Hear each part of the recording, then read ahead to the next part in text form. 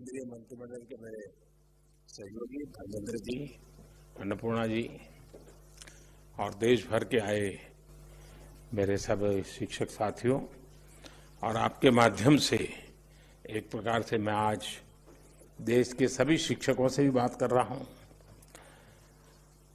देश आज भारत के पूर्व राष्ट्रपति और शिक्षाविद डॉक्टर राधाकृष्णन जी को उनके जन्म दिवस पर आदरांजलि दे रहा है। और ये हमारा सौभाग्य है कि हमारे वर्तमान राष्ट्रपति भी टीचर हैं। उनका जीवन का प्रारंभिक काल उन्होंने एक शिक्षक के रूप में काम किया, और वो भी दूर सुदूर उड़ीसा के इंटीरियर इलाके में, और वहीं से उनकी जिंदगी अनेक प्रकार से हमारे लिए ये सुभग संयोग है। और ऐसे टीचर राष्ट्रपति के हाथ से आपका सम्मान हुआ है, तो ये और आपके लिए गर्व की बात है। देखिए, आज जब देश आजादी के अमृतकाल के अपने विराट सपनों को साकार करने में जुट चुका है, तब शिक्षा के क्षेत्र में राधाकृष्णन जी के प्रयास हम सभी को प्रेरित करते हैं। इस अवसर पर मैं राष्ट्रीय पुरस्कार प्राप्त आप सभी शिक्षकों को, राज्यों में भी इस प्रकार के पुरस्कार दिए जाते हैं, उन सबको भी मैं बहुत बहुत बधाई देता हूं।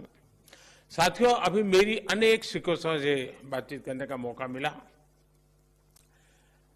सब अलग अलग भाषा बोलने वाले हैं, अलग अलग प्रयोग करने वाले लोग हैं।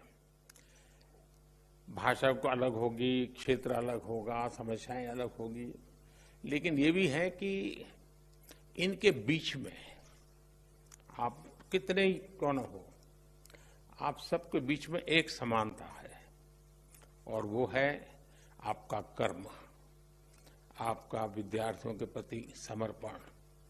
और ये समानता आपके अंदर जो सबसे बड़ी बात होती है, और आपने देखा होगा जो सफल टीचर रहा होगा वो कभी भी बच्चे को ये नहीं कहता है कि चल ये तेरे बस का रोग नहीं है, नहीं कहता है। टीचर की सबसे बड़ी जो स्ट्रेंथ होती है वो पॉजिटिविटी होती है, सकारात्मकता। कितना ही बच्चा पढ़ने में लिखने में पूर्व, अरे करो बेटे हो जाएगा, अरे देखो बेटे करो, देखो देखो उसने किया तुम भी करो हो जाएगा, यानी आप देखिए उसको पता भी नहीं है, लेकिन टीचर के गुणों में होता है। वो हर बार पॉजिटिव ही बोलेगा, वो कभी किसी को नेगेटिव कमेंट करके निराश कर देना, हताश कर देना उसके नेचर में नहीं है। और एक टीचर की भूमिका ही है जो व्यक्ति को रोशनी दिखाने की काम को करती है, वो सपने बोती है। टीचर जो है ना, वो हर बच्चे के अंदर सपने बोता है और उसको संकल्प में परिवर्तित करने की ट्रेनिंग देता है कि देख ये सपना पूरा हो सकता है, तुम एक बार संकल्प लो, लग जाओ। आपने देखा होगा कि वो बच्चा सपनों को संकल्प में परिवर्तित कर देता है, और टीचर ने जो रास्ता दिखाया है उसे वो सिद्ध कर करके रहता है। यानी सपने से सिद्धि तक की इस पूरी यात्रा उसी प्रकाश पुंज के तहत होती है जो किसी टीचर ने उसकी जिंदगी में सपना बोया था, दिया जलाया था, जो उसको कितनी ही चुनौतियों अंधेरों के बीच में भी रास्ता दिखाता है। और अब देश भी आज नए सपने, नए संकल्प लेकर के एक ऐसे मोड़ पर खड़ा है कि आज जो पीढ़ी है, जो विद्यार्थी अवस्था में है, 2047 में हिंदुस्तान कैसा बनेगा ये उन्हीं पर होने वाला है, और उनका जीवन आपके हाथ में है। इसका मतलब हुआ कि 2047 को देश गढ़ने का काम आज जो वर्तमान में टीचर हैं, जो आने वाले 10 साल 20 साल सेवाएं देने वाले हैं, उनके हाथ में 2047 का भविष्य तय होने वाला है। और इसलिए आप एक स्कूल में नौकरी करते ऐसा नहीं है, आप एक क्लासरूम में बच्चों को पढ़ाते ऐसा नहीं है, आप एक सिलेबस को अटेंड करते ऐसा नहीं है, आप उसके साथ जुड़ करके उसकी जिंदगी बनाने का काम और उसकी जिंदगी के माध्यम से देश बनाने का सपना लेकर के चलते हैं। जो टीचर का सपना खुद का ही छोटा होता है, उसके दिमाग में 10 से 5 का ही भरा रहता है।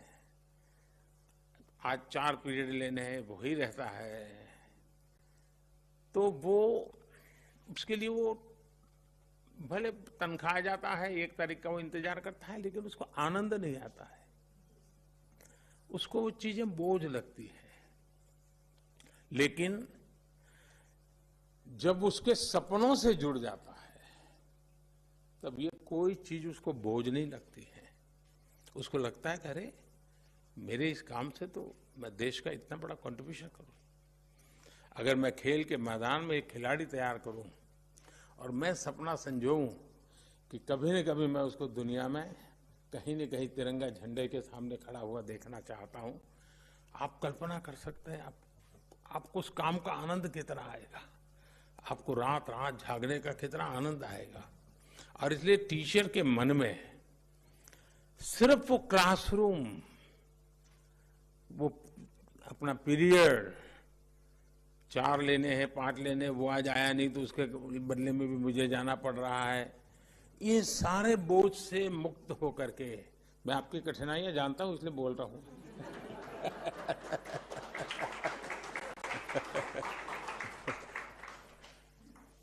तो उससे बोझ से मुक्त होकर के अगर हम इन बच्चों के साथ उनकी जिंदगी के साथ जुड़ जाते हैं। दूसरा, अल्टीमेटली हमें बच्चे को पढ़ाना तो है ही है, ज्ञान तो देना है, लेकिन हमें उसका जीवन बनाना है। देखिए, आइसोलेशन में और साइलोज में जीवन नहीं बनते हैं। क्लासरूम में वो एक देख लें, स्कूल परिसर में कुछ और देखें, घर परिवेश में कुछ और देखें, तो बच्चा कॉन्फ्लिक्ट और कॉन्ट्रडिक्शन में फंस जाता है। उसको लगता है मां तो ये कह रही थी और टीचर तो ये कह रहे थे और क्लास में बाकी जो लोग थे वो तो ऐसा बोल रहे थे। उस बच्चे को दुविधा की जिंदगी से बाहर निकालना है हमारा काम है। लेकिन उसका कोई इंजेक्शन नहीं होता है कि चलो आज ये इंजेक्शन ले लो तुम दुविधा से बाहर, टीका लगा दो दुविधा से बाहर, ऐसा तो नहीं है। और इसके लिए टीचर के लिए बहुत जरूरी है कोई इंटीग्रेटेड अप्रोच हो उसका। कितने टीचर हैं जो स्टूडेंट्स के परिवार को जानते हैं, कभी परिवार को मिले हैं, कभी उनसे पूछा कि भाई घर आके क्या करता है, कैसा करता है, आपको क्या लगता है, और कभी ये बताया कि देखिए भाई मेरे क्लास में आपका बच्चा आता है, इसमें ये बहुत बढ़िया ताकत है जी, आप थोड़ा इसको घर में भी जरा देखिए, बहुत आगे निकल जाएगा। मैं तो हुई हूं टीचर के नाते, मैं कोई कमी नहीं रखूं, लेकिन आप थोड़ी मेरी मदद कीजिए। तो उन घर के लोगों के अंदर भी एक सपना बो करके आप आ जाते हैं और वो आपके सहयात्री बन जाते हैं। फिर घर भी अपने आप में एक पाठशाला संस्कार की बन जाती है।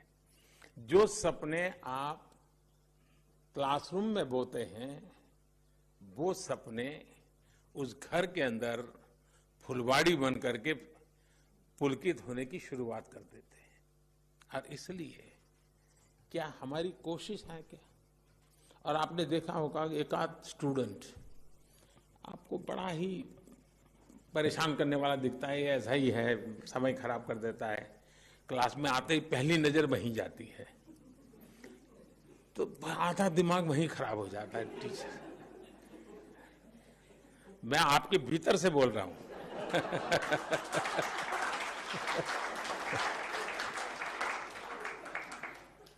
और वो भी वैसा होता है कि पहली बेंच पे ही बैठेगा। उसको भी लगता है कि ये टीचर मुझे पसंद नहीं करते हैं तो पहले सामने आएगा वो। और आपका आधा समय वही खा जाता है। ऐसे में उन बाकी बच्चों को अन्याय हो जाए, कारण क्या है? मेरी पसंद नापसंद। सफल टीचर वो होता है जिसकी बच्चों के संबंध में, स्टूडेंट्स के संबंध में न कोई पसंद होती है, न कोई नापसंद होती है। उसके लिए वो सब के सब बराबर होते हैं। मैंने ऐसे टीचर देखे हैं कि जिनका अपना संतान भी उसी क्लासरूम में है, लेकिन वे टीचर क्लासरूम में खुद के संतान को भी वही ट्रीटमेंट देते हैं जो सब स्टूडेंट्स को देते हैं। अगर 4 लोगों को पूछना है, उसकी बारी आई तो उसको पूछते हैं, स्पेशली उसको कभी नहीं कहते कि तुम ये बताओ, तुम ये करो, कभी नहीं, क्योंकि उनको मालूम है कि उसको एक अच्छे माँ की जरूरत है, अच्छे पिता की जरूरत है, लेकिन अच्छे टीचर की भी जरूरत है। तो वो भी कोशिश करते हैं कि घर में मैं माँ बाप का रोल पूरा करूंगा, लेकिन क्लास में तो मुझे उसको टीचर स्टूडेंट का ही मेरा नाता रहना चाहिए, वो घर वाला रिश्ता यहाँ आना नहीं चाहिए। ये टीचर का बहुत बड़ा त्याग होता है, तब संभव होता है जी।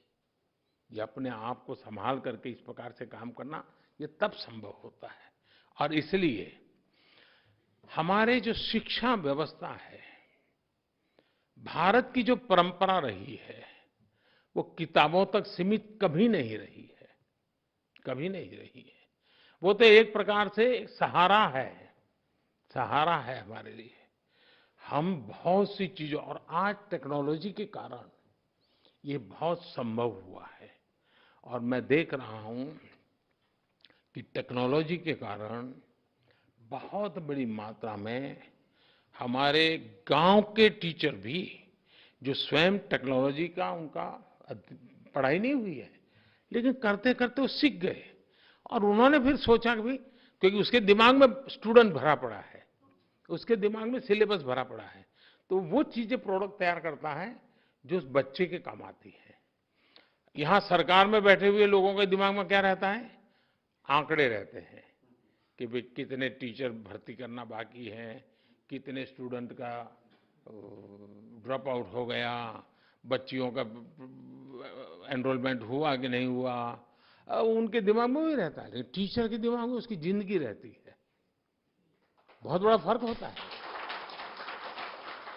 और इसलिए अगर टीचर इन सारी जिम्मेवारियों को ढंग से उठा लेता है, अब हमारी जो राष्ट्रीय शिक्षा नीति आई है, इसकी इतनी तारीफ हो रही है, इतनी तारीफ हो रही है। क्यों हो रही है? उसमें कुछ कमियां नहीं होगी ऐसा तो मैंने दावा नहीं कर सकता हूं, कोई नहीं दावा कर सकता है।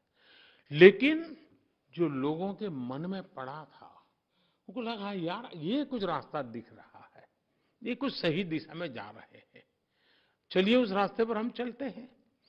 हमें पुरानी आदतें इतनी घर कर गई है कि राष्ट्रीय शिक्षा नीति को एक बार पढ़ने सुनने से बात बनने वाली नहीं है जी।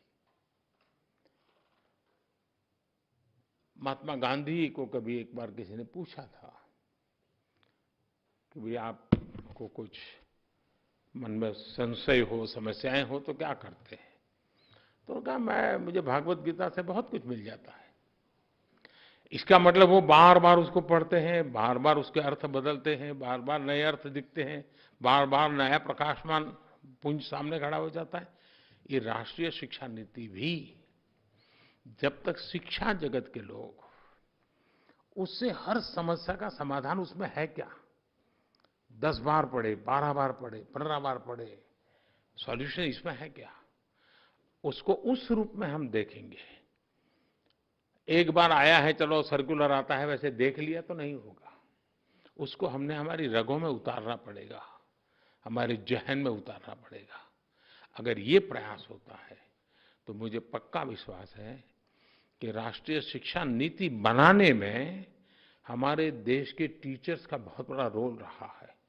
लाखों की तादाद में टीचर्स ने कंट्रीब्यूट किया है इसको बनाने में। पहली बार देश में इतना बड़ा मंथन हुआ है। जिन टीचर्स ने इसे बनाया है, उन टीचर्स का काम है कि उसको सरकारी भाषा वगैरह बच्चों के लिए काम नहीं आती है। आपको माध्यम होना होगा कि सरकारी ये जो डॉक्यूमेंट है वो उनके जीवन का आधार कैसे बने, मुझे उसको ट्रांसलेट करना है, मुझे उसको फुल स्टॉप कॉमा के साथ पकड़ते हुए भी उसको सहज सरल रूप में उसको समझाना है। और मैं मानता हूं कि जैसे कुछ नाट्य प्रयोग होते हैं, कुछ ऐसे राइटिंग होता है, कुछ वक्तृत्व स्पर्धाएं होती हैं, बच्चों को राष्ट्रीय शिक्षा नीति पर चर्चाएं करनी चाहिए, क्योंकि टीचर उनको तैयार करेगा। जब वो बोलेंगे तो एक आध चीज नई आपको भी उभर करके आएगी। तो ये एक प्रयास करना चाहिए। आपको मालूम है कि अभी मैंने 15 अगस्त को आज़ादी के 75 साल का ये मेरा भाषण था, तो उसका एक अपना अलग मेरा मिजाज भी था। तो मैंने 2047 को ध्यान में रख करके बातें की और उसमें मैंने आग्रह किया कि पंच प्राण की चर्चा की। क्या उन पंच प्राण हमारे क्लासरूम में इसकी चर्चा हो सकती है क्या? असेंबली जब होती है, चलिए भाई आज फलाना विद्यार्थी और फलाना टीचर पहले प्राण पर बोलेंगे, मंगल को दूसरे प्राण पर, बुधवार को तीसरे प्राण पर, शुक्रवार को पांचवें प्राण पर, फिर अगले सप्ताह फिर पहले प्राण पर ये टीचर यानी साल भर। उसका अर्थ क्या है? हमें क्या करना है? ये पंच प्राण हमारा भी तो प्राण तत्व होना चाहिए, हर नागरिक का होना चाहिए। इस प्रकार से अगर हम कर सकते हैं तो मैं समझता हूं उसकी सराहना हो रही है। सब लोग कह रहे हैं हाँ भाई ये 5 प्राण ऐसे हैं कि हमारे आगे जाने का रास्ता बना देते हैं। तो ये 5 प्राण उन बच्चों तक कैसे पहुंचे, उनके जीवन में कैसे आए, इसको जोड़ने का काम कैसे करेंगे। दूसरा, हिंदुस्तान में अब कोई स्कूल में बच्चा ऐसा नहीं होना चाहिए जिसके दिमाग में 2047 का सपना न हो। उसको कहना चाहिए बताओ भाई तुम 2047 में तुम्हारी उम्र क्या होगी, उसको पूछना चाहिए। हिसाब लगाओ, तुम्हारे पास इतने साल है, तुम बताओ इस साल इतने सालों में तुम तुम्हारे लिए क्या करोगे और देश के लिए क्या करोगे। हिसाब लगाओ 2047 के पहले तुम्हारे पास कितने साल है, कितने महीने हैं, कितने दिन है, कितने घंटे हैं। तुम एक एक घंटे को जोड़ करके बताओ तुम क्या करोगे। तुरंत उसका एक पूरा कैनवास तैयार हो जाएगा कि हाँ आज 1 घंटा चला गया, मेरा 2047 तो पास आ गया। आज 2 घंटे चले गए, मेरा 2047 पास आ गया। मुझे 2047 में ऐसे जाना है, ऐसे करना है। अगर ये भाव हम बच्चों के मन मंदिर में भर देते हैं, एक नई ऊर्जा के साथ, एक नई उमंग के साथ, वो बच्चे लग जाएंगे। और दुनिया में प्रगति उन्हीं की होती है जो बड़े सपने देखते हैं, बड़े संकल्प लेते हैं और दूर की सोच करके जीवन को खपा देने के लिए तैयार होते हैं। हिंदुस्तान में 1947 के पहले एक प्रकार से दांडी यात्रा 1930 और 1942 1942 अंग्रेजों भारत छोड़ो, ये जो 12 साल आप देखिए पूरा हिंदुस्तान उछल पड़ा था। सिवाय आजादी कोई मंत्र नहीं था। जीवन के हर काम में आजादी, स्वतंत्रता, ऐसा एक मिजाज बन गया था।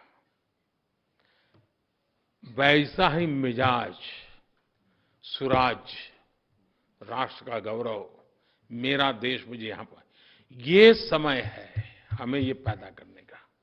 और मेरा भरोसा हमारे शिक्षक बंधुओं पर ज्यादा है, शिक्षा जगत पर ज्यादा है।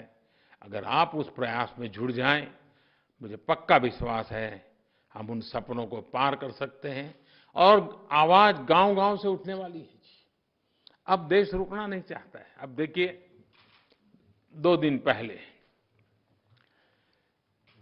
250 साल तक जो हम पर राज करके गए थे, 250 साल तक,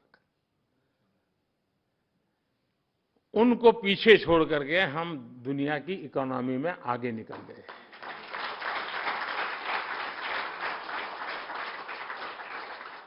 छह नंबर से 5 नंबर पर आने का जो आनंद होता है, उससे ज्यादा आनंद इसमें हुआ।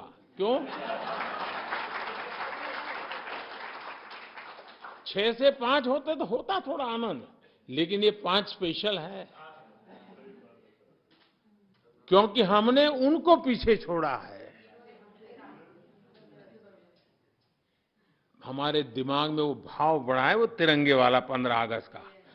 15 अगस्त के तिरंगे का जो आंदोलन था उसके प्रकाश में ये 5वां नंबर आया है, और इसलिए उसके अंदर वो जिद भर गई है कि देखा मेरा तिरंगा और फहरा रहा